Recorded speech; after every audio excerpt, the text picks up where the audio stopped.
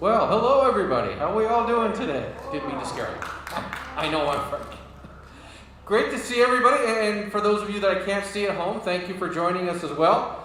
Here we are with our program series, now moving into 2021 and on to bigger and better and more things. It's nice to see more faces in the crowd today, and those of you that have been coming since we got started again, thank you for being back today.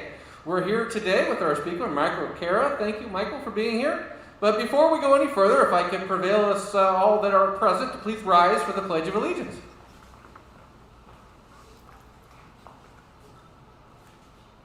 I pledge allegiance to the flag of the United States of America and to the republic for one nation, under God, indivisible, with liberty and justice for all. Could I ask all those that have served our country in uniform to remain standing? The rest may be seated. Thank you. Thank you for your service. Thank you for our freedom. Well, all right. And a few more thank yous, of course. I want to thank our volunteers. Our volunteer family is something that's very important to us here at the museum. And we've been separated by this virus, and we've been trying to keep in touch with each other. So for those that haven't been able to come back this season, I hope we have some watching from their homes and other places. I just want to say hello and that we miss you and we look forward to you coming back. And for those volunteers that are able to be here, and I see a few in the audience today, thank you. Thank you for all you're doing to keep our museum alive and vibrant and these stories being perpetuated. So I do thank our volunteers very much. I want to thank our members as well.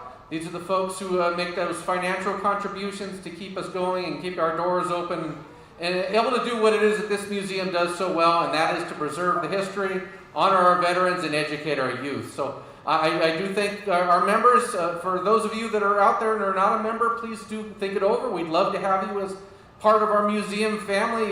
You can actually take your admission dollars you spent today, if you paid your admission coming in, and count it toward a membership today if you'd like. Those of you at home, you can do it right online. It's very simple. So we'd love to have you as part of the museum family. Please do consider that. And then, of course, like I said, our veterans, thank you for all that you do. And speaking of veterans, I want to talk a little bit about our featured speaker today, Mr. Michael Kara. He's an aviation and military historian. But back in 1972, he was a member of the United States Marine Corps. So thank you very much for your service, Michael. And beyond that, yes, absolutely. Beyond that, in 1976, he also became a police officer. So thank you for your service there as well, Michael. Now, Michael is one of these characters that just likes to do amazing things. As far as I'm concerned, he's my hero. Michael gets to be involved in so much fun stuff, and as an amateur historian myself, I love to hear Michael speak. Michael's law enforcement career spanned almost 30 years, and during that time, he also became a private pilot, and so he got to nurture his interest in aviation. In 1996, after owning a number of his own aircraft, he decided, well, that wasn't enough. He wanted to build one of his own, so he's also built his own aircraft, which he's flown. How many flight hours do you have with that now, Michael? 3,000 flight hours? My goodness gracious. Amazing, on an aircraft that he flew himself. And I tell this, I worry about driving a car that I changed the oil on. So to build an airplane and fly it yourself, you are my hero, sir. But a little more about Michael. Now, the military, law enforcement, but he also got involved with a career in Hollywood and being a historical advisor on films such as Memphis Belle, and also became a helicopter pilot. So he's, like I said, he's done a lot of stuff here, folks.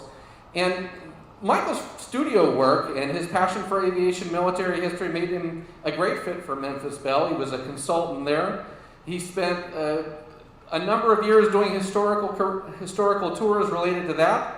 And now he's moving on and giving historical presentations and doing additional historical research, of which we're going to hear more about today. So won't you please welcome our featured speaker today, Mr. Michael Kara. Thanks, Greg.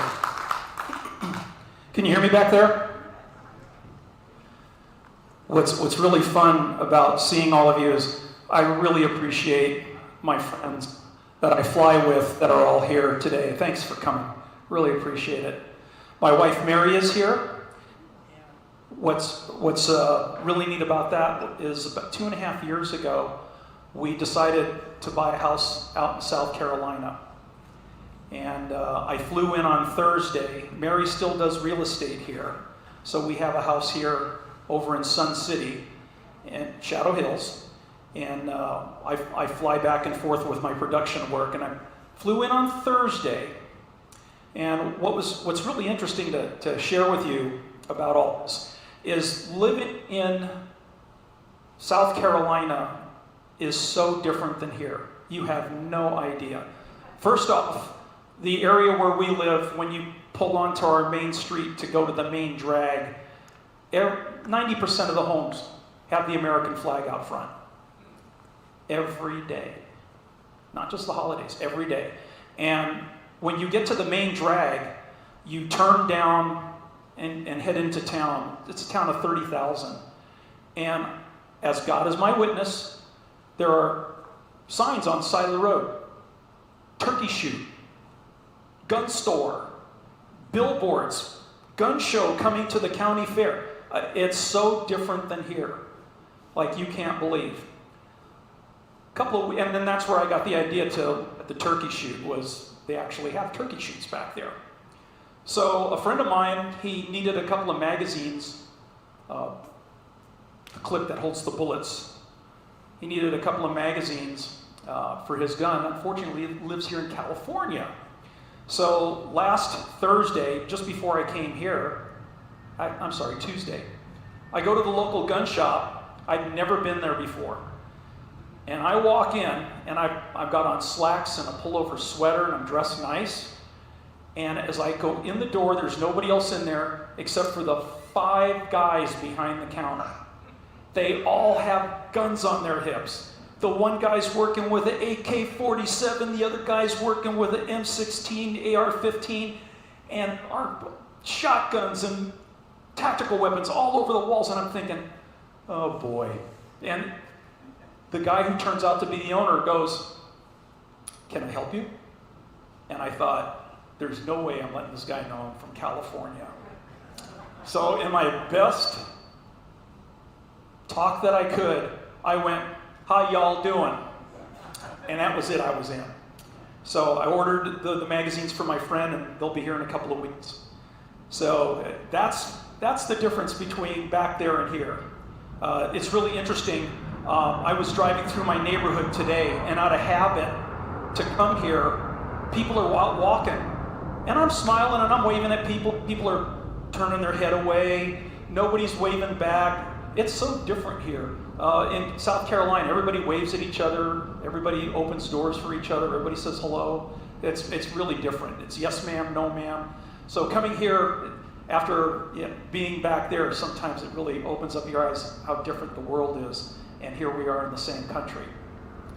So some of you guys that we all fly together, Gene Ramirez lives back there also. And I was over at Gene's place, and he overlooks a fairway at a country club. And that's what you see. You'll see 24 wild turkeys just out there walking around. And it turns out that while I'm back there, I found out where this turkey shoot thing came from. Is the turkeys, they're dumb. And it's nothing for them to just stand there and get shot. And that's why it was like an old-time turkey shoot down home at the Great Marianas Battle. And we're going to cover that today. I hope you find this interesting. When I'm done, we're going to have a question and answer period. Total war, air, land, sea. That's what was going on in the Pacific and was also going on over in Europe. We're going to talk about what's going on in the Pacific today, but you're going to hear some stuff that's from a different aspect. You're going to hear a lot of facts, and with those facts, I'm going to also give you my opinion. So there's going to be some interesting stuff, and please feel free to give me your opinion or ask questions afterwards. In Europe, what was different about the war in the Pacific is the Germans were technically correct. They had some of the best aircraft in the world. You're looking at 2 of them up there on the screen. Superior airspeed, armor, weapons, and pilot.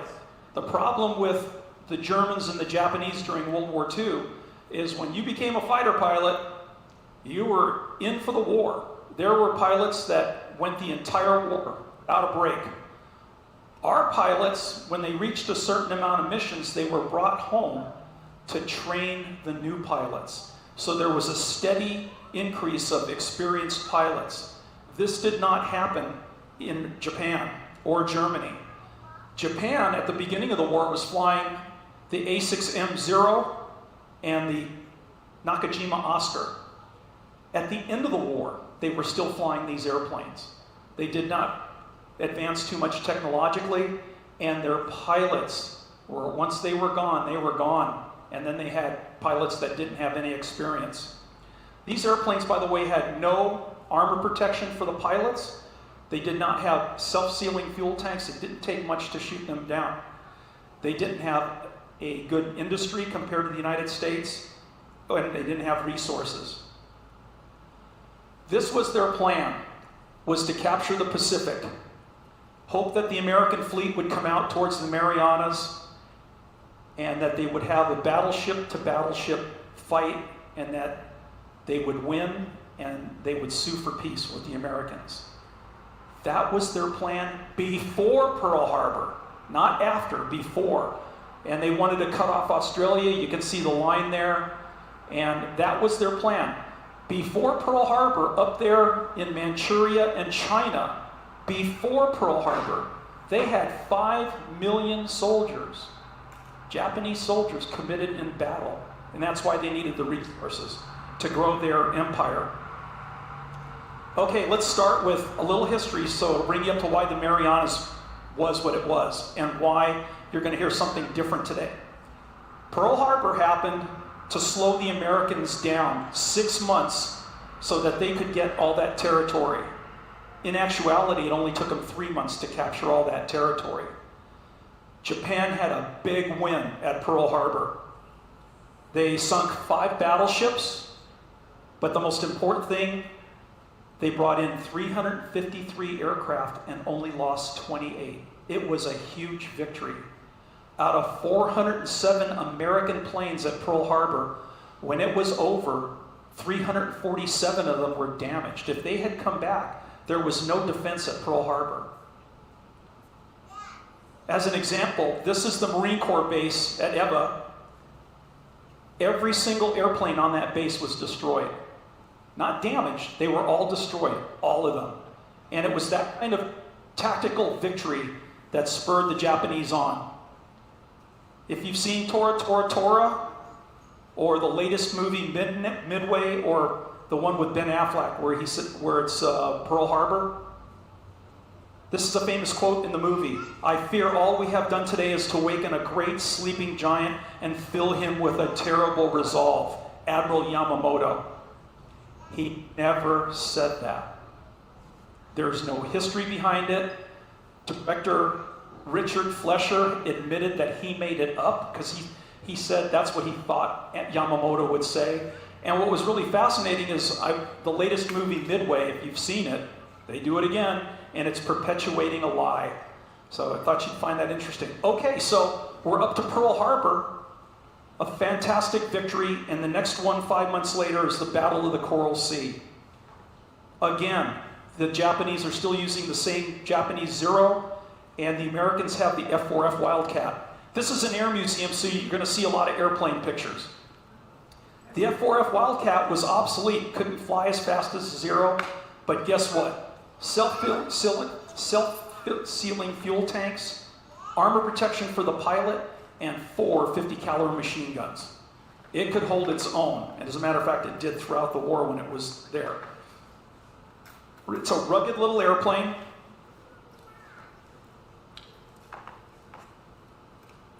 And at the Coral Sea, it was the first time that 2 fleets in naval history duked it out without seeing each other. Just the airplanes flew back and forth and attacked each other's ships. This is one of the fleet carriers, the Shokaku from Pearl Harbor, and it was so badly damaged it had to go back to Japan, whereas the Japanese sank the Lexington.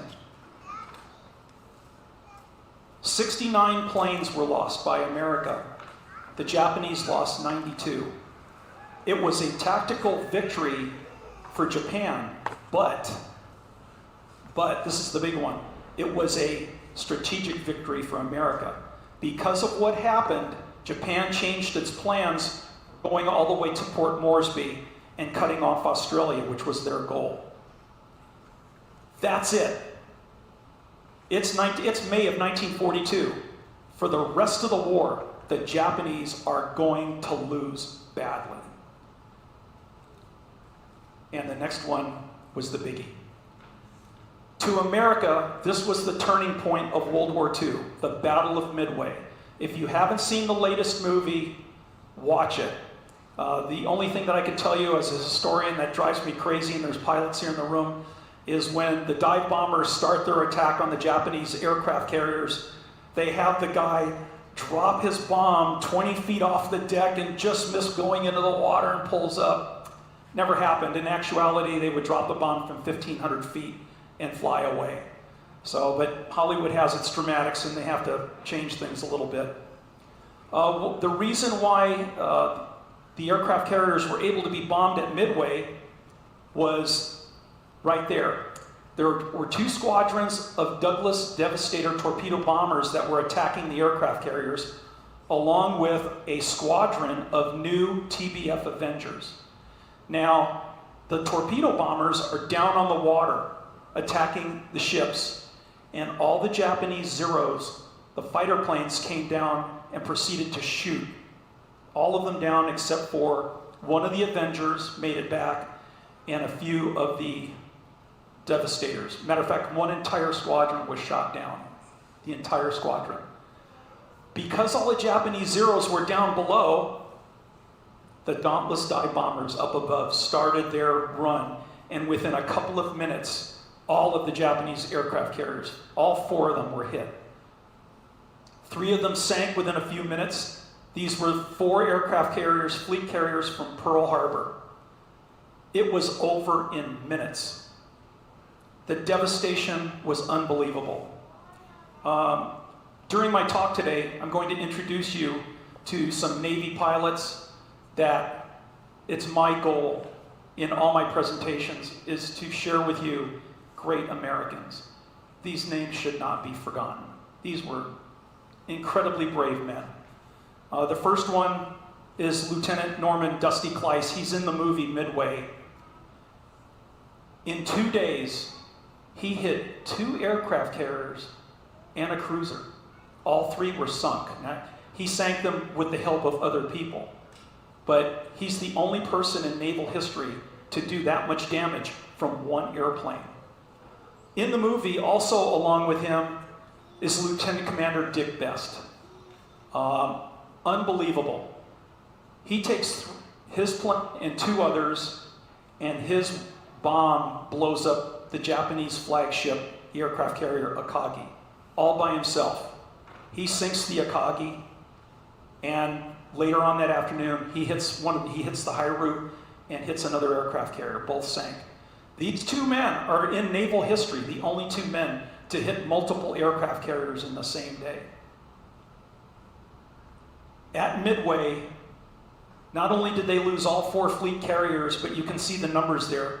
326 planes, 3,000 dead. To me, the most important statistic up there is 60% of the mechanics were gone that worked on their airplanes, not to mention the pilots. Again, in American history books, this is the turning point in World War II. What's really interesting is at this point, Japan still had an advantage over America in aircraft carriers, 2-to-1, and battleships, 3-to-1. The Japanese felt that the turning point, if you read their history books, was at Guadalcanal. Guadalcanal went on for about 5 good months, and all these battles, except for some naval tactical victories at Savo Island and one other, America won every one of these battles. The Cactus Air Force flew out of Guadalcanal. It was a bunch of Marine pilots, 6 Medal of Honor recipients that I've covered in other stories. Up in the upper left-hand corner off the map was Rabaul. And the Japanese would have to fly their fighters down the slot to attack Guadalcanal. It's a 6-hour flight and a 6-hour flight back.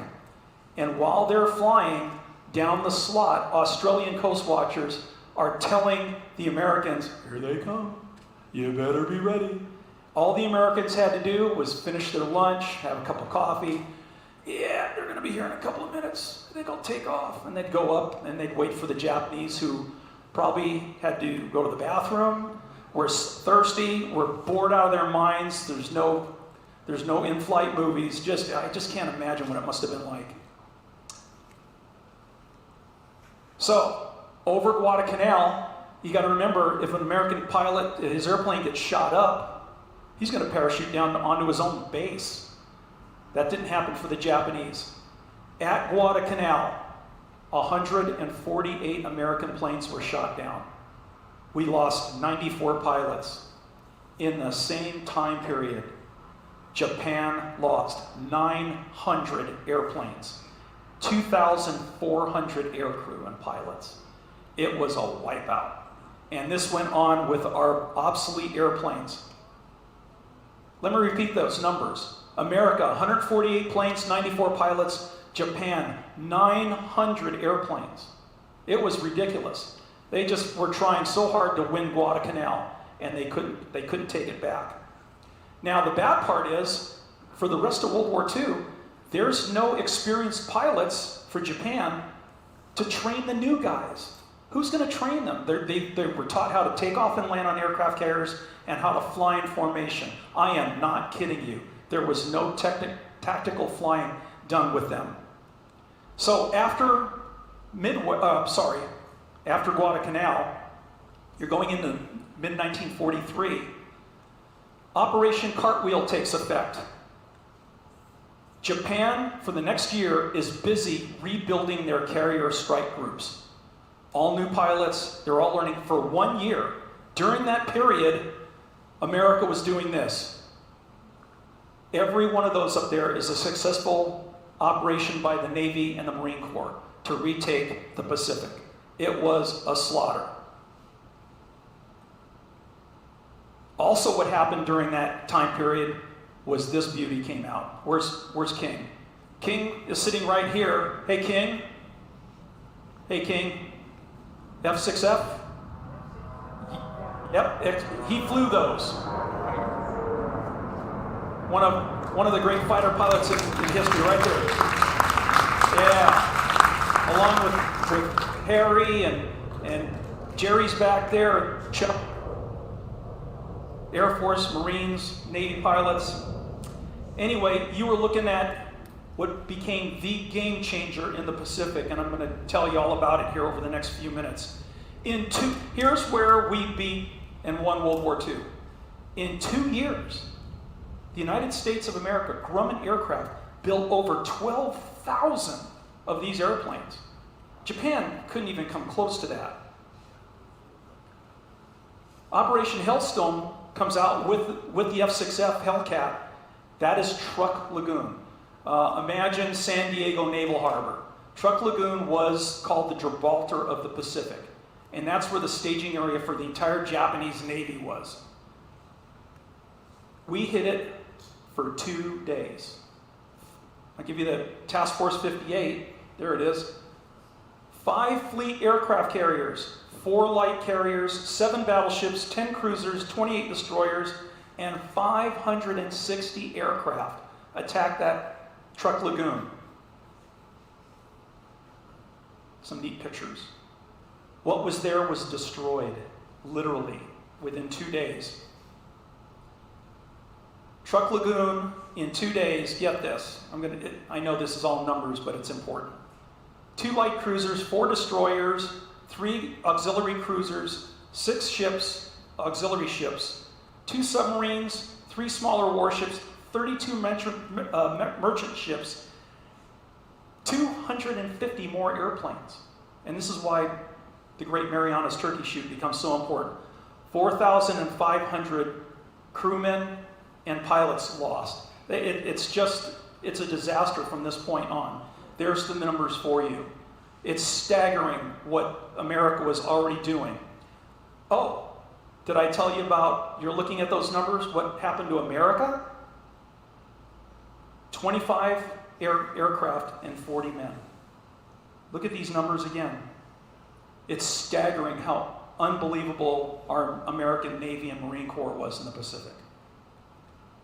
So, that takes us to why we're all here today. That's the Battle of the Philippine Sea. And what it was we were getting closer and closer to Japan, where we could launch our B-29 bombers from bases that could reach the Japanese homeland. And Saipan was the first places that they went to. Japan knew time was running out. It was time for the decisive battle that they talked about for a long time. The problem was America, in its task force going up to attack Saipan, had 24 fleet carriers, 1,350 carrier-based aircraft. It wasn't even going to be close. These were the opposing forces: United States of America, Empire of Japan, and these are the airplanes that Japan was flying. It was still flying the same Pearl Harbor aircraft. There they are, the Oscar and the Zero. Also was another Pearl Harbor aircraft was the Val dive bomber. And then there were over 200 aircraft from the Japanese bases on the islands, and that included the Betty, the new Judy dive bomber and torpedo plane. Get this, they weren't building fighters, they were building torpedo planes. This airplane, a torpedo plane, was actually faster than the Japanese Zero. And by the way, every single one of them was shot down by our guys. There also was the Nell. Every one of them was shot down, and the Francis. The United States Navy had this plane here, probably one of the most successful aircraft in U.S. naval history. It sank more ships than any other airplane during World War II, including 6 Japanese fleet aircraft carriers, the Dauntless dive bomber.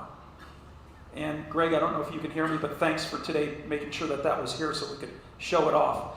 By the way, this airplane was restored by this museum after being underwater for over 55 years. And when you walk around it and look at it, they did a very nice job of restoring it. America also had the Helldiver, the finest torpedo bomber during World War II, the Avenger. There were still some Wildcats.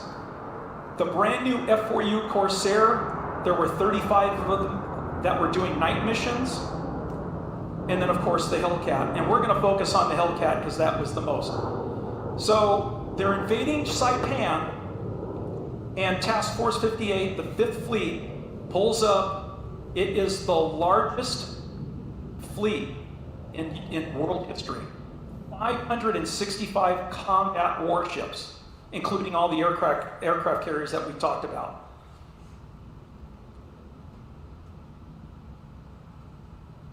They're sitting there, and Admiral Nimitz tells Admiral Mitcher that Task Force 58 must stay and protect all the transports at Saipan while the invasion is taking place. The Japanese know that the Americans are landing on Saipan. Their base is telling them, we're getting hit. Because they had to stay there, they waited for the Japanese. You were looking at a picture. It was like watching a football game. All they had to do was sit there and watch as the Japanese flew towards our ships, and hundreds of F-6 Hellcats were sitting there waiting, and they shot them all down. Our ships did not get touched. And there it is. This is what the Japanese wanted all along. They wanted the decisive battle. So they brought out their fleet to fight the Americans for the decisive battle and hope that the Americans would sue for peace. This was their plan all the way before Pearl Harbor. I know I said it before, just want to reiterate. Here's the problem. America wanted revenge for what happened at Pearl Harbor and other bases.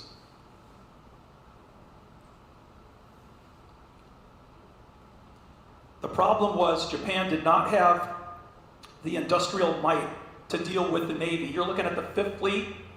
Those are Essex-class aircraft carriers, along with 130 light and escort aircraft carriers. Japan built 2 fleet carriers during World War II. You're looking at Essex-class carriers as far as you can see, all lined up. Both were sunk within 10 days. And I'm going to cover one of them here today that was sunk during this battle. Again, one of the largest fleets in world history. There's pictures like this that with battleships and aircraft carriers as far as the eye can see. Oh, by the way, on those aircraft carrier were over 900 aircraft. 423 fighters, over 200 dive bombers, and over 190 torpedo planes, all chomping at the bit for revenge. So that brings us to the first day of the Marianas turkey shoot.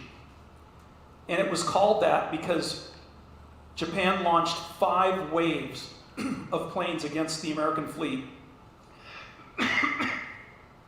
After the first wave was shot down, the Americans landed back on their aircraft carriers, and a reporter heard one of the fighter pilots go, exactly, "Oh my God, this is just like an old-time turkey shoot." They couldn't wait to get their planes loaded so that they could go back up. The problem for the Japanese, and I love this picture, is they were sending up pilots with just 20, 30, 40 hours of flight time. They were so dedicated. It's a different culture. I love this picture because, believe it or not, every fighter pilot flew with a samurai sword. Tradition, culture, so much different than the American way of life. You're looking at a different mindset of people. They didn't care that they were outnumbered. So you got 750 Japanese planes that are going to attack the American fleet. Unfortunately, the American aircraft, for aircraft carriers, could do this. They could fold their wings. The Japanese aircraft carriers held anywhere from 50 to 65 planes. American aircraft carriers, each one had over 110 aircraft. It's just mind-boggling, the technology, the ingenuity, the industrial might of our country. So again, over 900 aircraft, squadrons of F-6Fs were up waiting when the Japanese showed up. I found this picture absolutely fascinating, or this drawing, painting. It's not even close. I found this picture. I don't think any of you have ever seen this before. I was stunned by it. As every pilot in this room, I'm going to show you a picture. I want you to try and imagine what it must have been like to fly in this airspace. Those are airplanes. That's not anti-aircraft fire. If you use a magnifying glass, you can see that they're all airplanes. That's how close the combat was. They were up there shooting everybody. Can you imagine, in reality, which way you'd have to turn? You're trying to fight to save your life. You're trying to shoot down the bad guys, and there's planes that close, hundreds of them, all shooting and fighting at each other. Alex Vercheux. This is one of the most famous pictures during World War II. His turbocharger on his F-6F LCAT wouldn't go to the second stage. So his squadron flew out to get the Japanese, and he stayed back over the fleet. As the Val dive bombers came in, no self-sealing fuel tanks, he shoots down 6 of them and lands back on his aircraft carrier and did this symbol up to the Admiral Mitcher, up on the flag bridge, held up his 6 fingers, and then a press photographer asked to take his picture. This picture was in every newspaper and magazine during World War II. It's almost as famous as the flag raising at Iwo Jima. It was that exciting. He took off and went and shot down another one. Oh, by the way, he only used 360 rounds to shoot down 6 airplanes. That averages out to 60 rounds a plane. They were just amazed at how accurate he was. He finished the war with 21 aerial victories, and he shot up another 21 airplanes on the ground. That's 30. After this battle, he's flying over the Philippines on a ground attack mission, and his F-6F gets hit. And he parachutes into the jungle, and he's rescued by the guerrillas, the Philippine army soldiers that are fighting in the jungle. And when their leader gets injured, he takes over, and he's made a guerrilla major, and he's in charge of 180 guerrillas. And when MacArthur lands in the Philippines, him and these men finally get picked up by the American soldiers, and he gets back to his carrier and goes on to finish the war, becomes a fighter squadron pilot, flying jets. He passed away here recently at 96 years old. Great career. I could do an entire presentation just on Alex. Those are just his awards that he got. Navy Cross, which is just under the Medal of Honor. He was recommended for the Medal of Honor, and nobody knows why they would not give it to him. Distinguished Flying Cross, Air Medal, you can just read them. It's just, what an amazing career. Meanwhile, while this attack is going on, with all the fighters shooting at each other, on the first day, again, the Japanese sent 5 raids.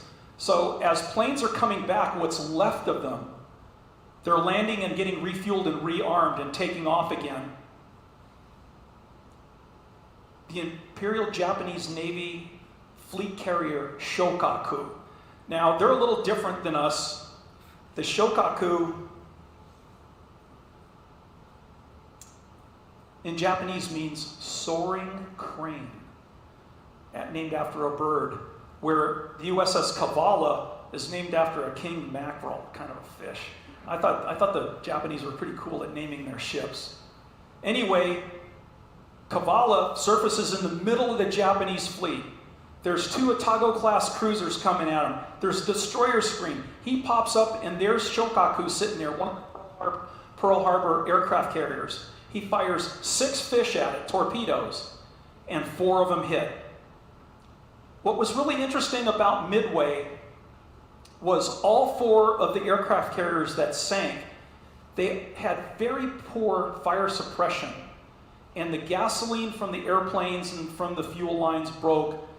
They filled up with fumes, and all 4 of the Japanese aircraft carriers literally blew up. Same thing happened with Shokaku. Within minutes, she went to the bottom. The Japanese, fearing the Dauntless dive bomber, built the brand new aircraft carrier Taiho. Taiho means Great Phoenix. Now, the phoenix bird, if you know your history, is the significant bird, I guess, of Indian tribes and stuff. It was the bird of fire. So the Great Phoenix, they put an armored flight deck on it so that the 1,000-pound bombs from the Dauntless dive bomber could not penetrate the decks. If you look at the picture, you'll notice that just below the flight deck, where the hangar deck is, it was enclosed. These people never learned their lesson.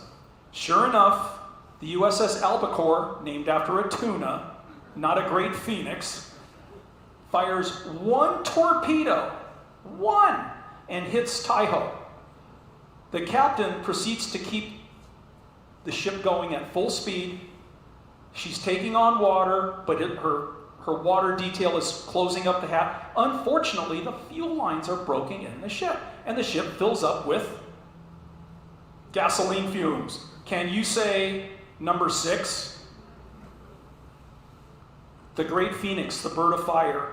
So at noon and 2:30, both ships blew up from aviation fuel leaks.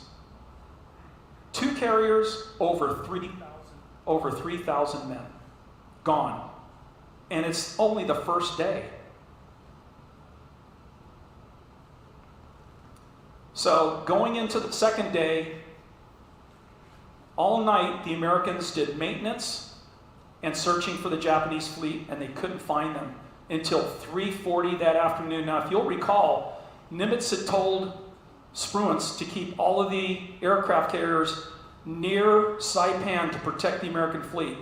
This time, Spruance said, nope, we've spotted them. They're 330 miles away. At the very limit of these aircraft, he decides to send them all out.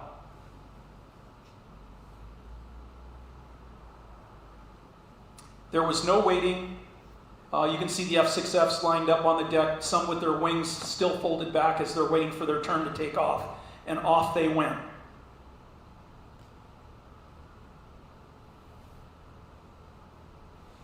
So, 226 aircraft take off from our aircraft carriers, 95 Hellcats, torpedo planes, dive bombers. And as they get over the Japanese fleet, they spot Hayu, another aircraft carrier that's a fleet size. This is a big ship, 30,000 tons. The Flying Hawk, a TBF squadron led by Lieutenant George Brown, JG. He's flying a torpedo plane. He's in charge of 6 torpedo bombers, including his own. In those days, the tactics was you came in line abreast so that the anti-aircraft guns couldn't focus on any one plane. So the first 3 TBFs go in, launch their torpedoes, and all 3 missed. And as those planes pulled out, the next 3 came in, including Lieutenant George Brown. The 2 torpedo planes next to him were shot down, and he gets hit, and his wing is on fire. He tells his crew to bail out. He continues the torpedo run. This is an actual picture of Hayo. His torpedo hits the Hayo, and he goes over the deck and into the water, and he's never seen again. He was awarded the Navy Cross because that one torpedo ruptured the fuel lines, and Hayo went up in a big explosion, just like all the other aircraft carriers. You would think that they would have learned damage control and did something better to protect their ships and their planes. Besides the Hayo, the other aircraft carriers, Zuikaku, Junyo, and Chiyoda, were also all hit, along with the battleship Haruna and several other ships. We devastated their fleet. That's an actual picture of the aircraft. Oops. That's an actual picture. You can see the aircraft carriers burning there. And the battleship is in the foreground, and you can see the aircraft carrier on the middle right of the screen. Another 125 Japanese planes were shot down or destroyed on their carriers, and you're going to know why this is all so important and the point I'm trying to make. The Japanese had spent more than a year rebuilding their carrier air groups, and in less than 2 days, 90% of them were gone. And this is important, and you'll understand why in a minute. Before we go to the last stats, I said it before, our greatest generation, and it's tough to keep their memories alive. You have to remember, kids that are in high school right now weren't even alive when 9/11 happened, let alone talking about what happened over in Afghanistan and Iraq and Vietnam and Korea. I'm going all the way back to World War II to talk about our greatest generation that pretty much saved the world. I don't have time, but I'd like to, besides Virtue, I can't say his name, V-R-A-C-I-U, Virtue. I'm going to show you a couple more of the fighter races, just because they're great stories and they're neat pictures. Again, flying the F-6F Hellcat over the Marianas during the Turkey shoot, you had Lieutenant J.G. Ralph Hanks. He served in the United States Navy for 28 years. And I know there's guys in here that served as long, if not longer. Navy Cross, second highest award, just under the Medal of Honor. 2 Distinguished Flying Crosses, 7 Air Medals, Legion of Merit. He went on to command squadrons and 3 fighter squadrons. And he also fought, let's see, get this right. Oh, his first day, he's the one I wanted to mention. His first day as a fighter pilot at the Marianas Turkey Shoot, he goes up and shoots down 5 Japanese airplanes and becomes an ace. The first time he's ever fought in battle.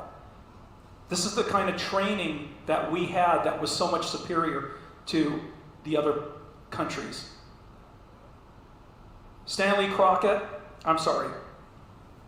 Nicholas Smith, he was awarded the Distinguished Flying Cross. As you can see there, he shot down 7 Japanese airplanes.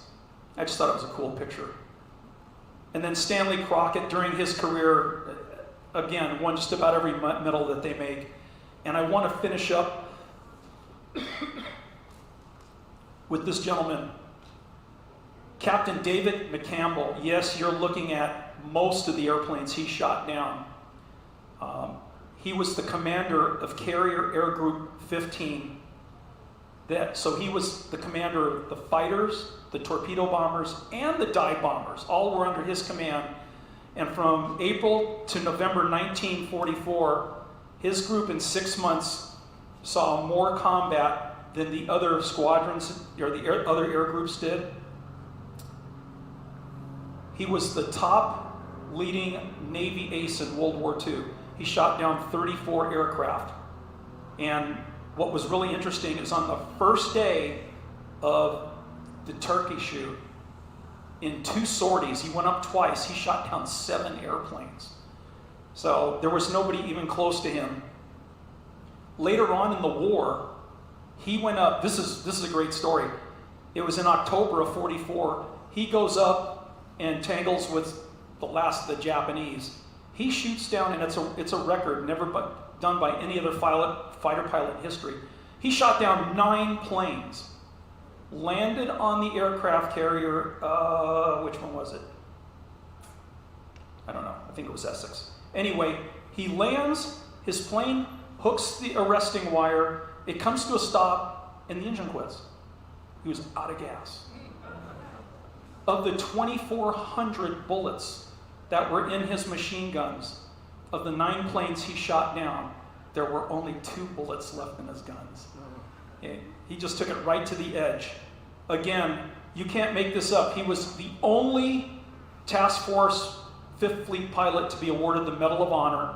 Again, he was the highest ranking Navy ace in World War II, and those are all his medals: Navy Cross, Medal of Honor, Silver Star. It goes on and on and on.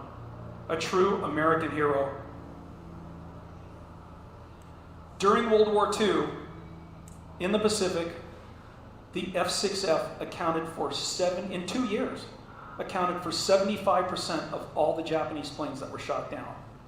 It's an amazing aircraft. It changed what went on. American Navy and Marine F-6F pilots flew, I'm going to read this, 66,530 combat missions, claimed 5,163 kills, and only lost 270 planes.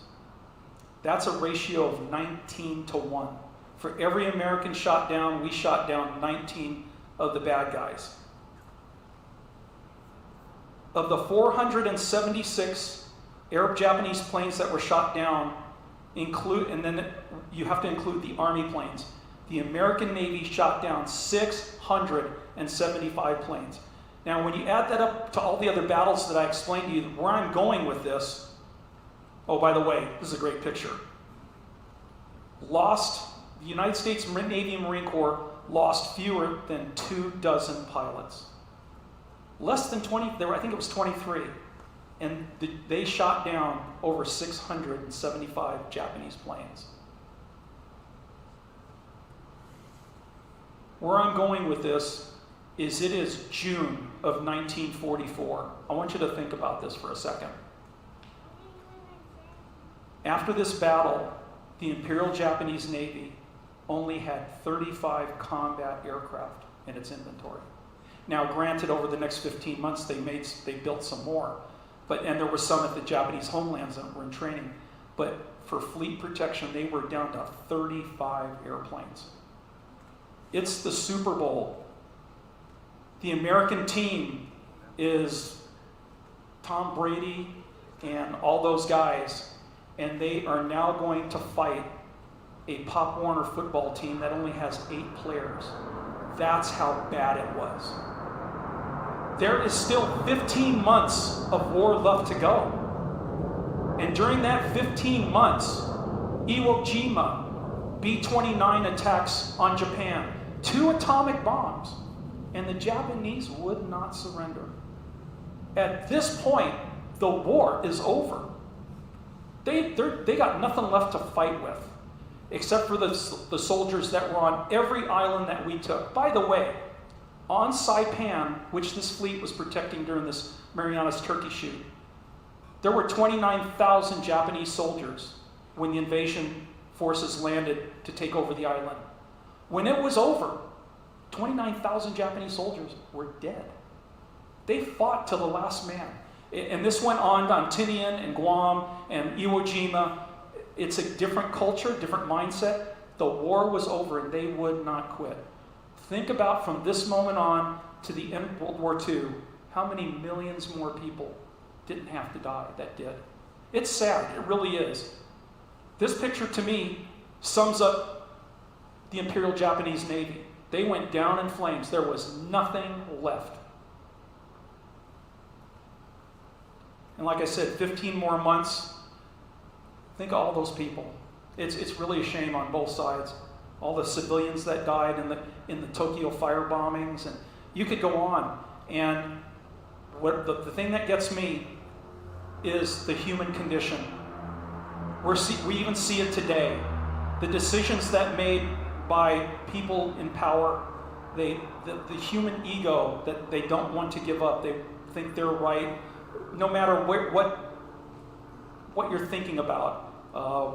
Parts of this planet now are arming themselves over in China and Russia. It's crazy. You would think they would learn from history. This is a prime example of it. Enough said about that. So Hellcats were credited with 2 years of combat and pretty much turned the war in the Pacific into a bloodbath. And we won World War II. So with that said, I want to thank you for being here today and appreciate your attendance. And I hope you learned a little something out of all that. It's almost like a history lesson. I know it was a lot of numbers and stuff, but the staggering victories that our guys did for us in the Pacific was amazing. It's too bad that war couldn't have ended in June of 1944, and all those assets could have been moved over to Europe and ended the war in Europe sooner. Questions? Thank you. Hi, Kevin. Yes, sir. I got one back here. Let me do the microphone thing, Michael, if you would. Thank you, Michael. I've appreciated all of your presentations the last several years that I've been here. And today is kind of a timely presentation because I just finished reading 2 books. One by Pappy Boyington, his experience in the battles of the Pacific, and another one by a Japanese fighter pilot with all of his experiences, the same wars that you just described. And it's very, very interesting reading the 2 sides. Both of them obviously have propaganda, but the truth was that the Japanese actually lost at the end. And very interesting reading if you haven't read those books, or anybody. Very interesting, exactly what you're talking about. Thank you. You're welcome. Kevin? He's bringing them. What was the Japanese Air Force? What was their biggest problem? What allowed all of this to happen? What was their biggest screw up? First of all, what happened was, in today's society, the United States of America, you've all heard of the GDP, the gross domestic product. Currently, the gross domestic product of the United States, somewhere around 3% goes to the military. It funds all of our assets that we have in the military here in the United States. Japan, back in the 30s, from 31 on, became a militaristic society run by the Army and the Navy, the Imperial Japanese Army and Japanese Navy. 90%, 90% of the gross domestic product, the GDP of Japan, went to the military. They did not have the industrial ability. They did not have training. They had very poor equipment. All they had was a fanatical culture that wanted to win.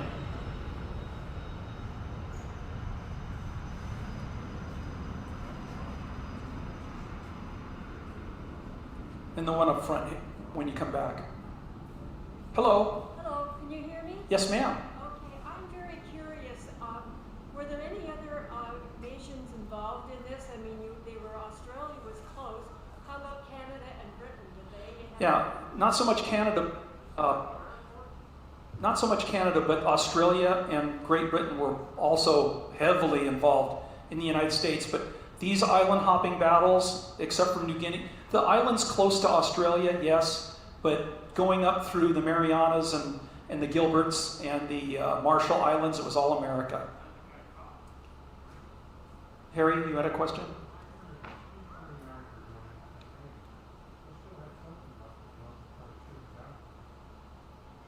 Harry asked if when the B-29s were going into Japan, did Japan have fighter planes to go up and attack the bombers? Yes, they did. They had a hard time getting up there because the B-29s were so much faster and at such a high altitude. They were still trying to develop planes. But this was the Imperial Japanese Navy. And what was really sad was the Imperial Japanese Navy was supposed to protect the Japanese army on the islands. And once their fleet was destroyed, there was nobody to protect them. And the Americans ran wild in the Pacific. They could do anything they wanted after the Marianas turkey shoot.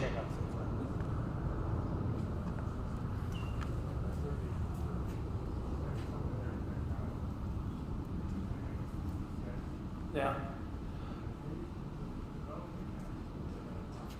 Harry asked about the Germans, the Nazis, sending technology.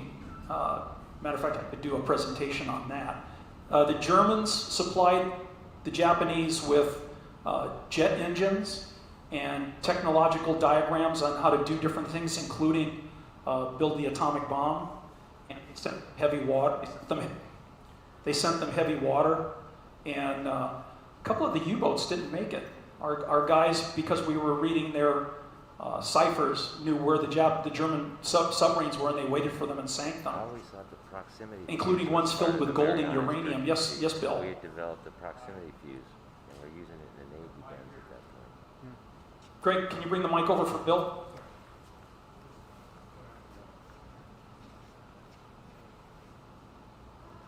Yes, picking up on Sager Harry's comment there about they were still shooting back with something.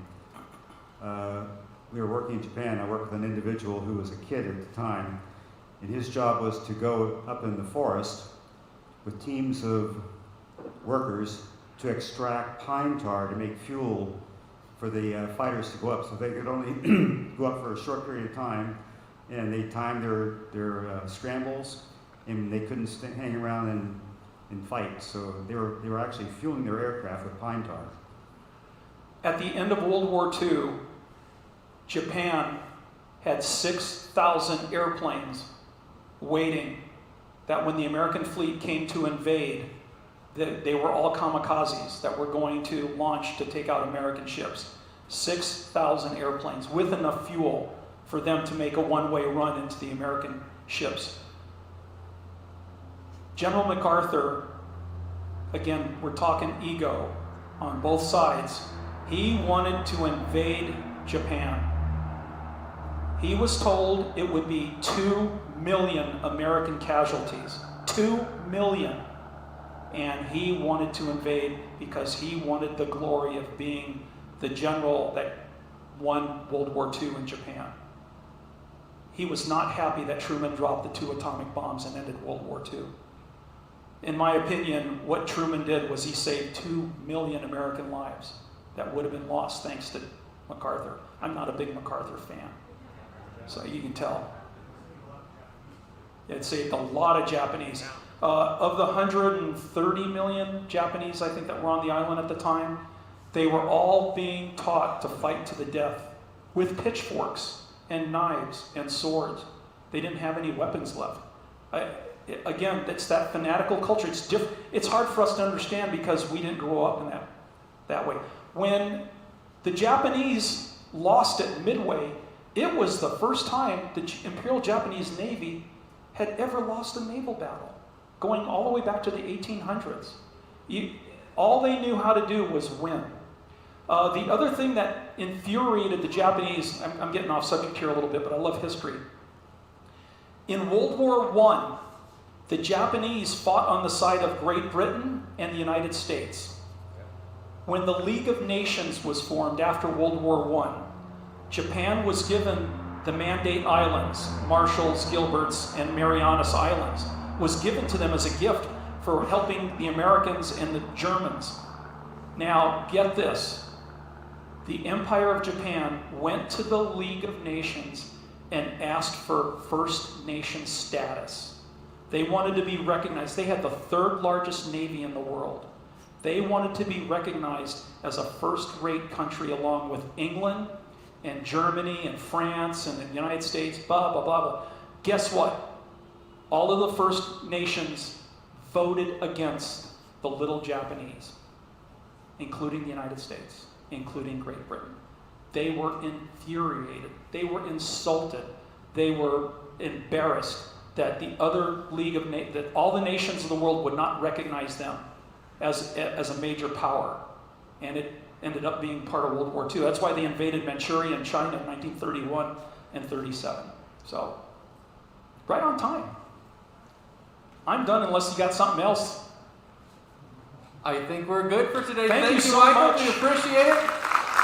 Thank you, ladies and gentlemen, for coming out today.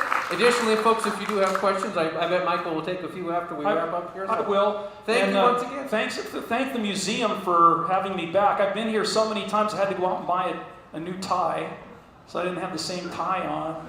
Appreciate it. Thank you, folks. Hi, honey. Oh.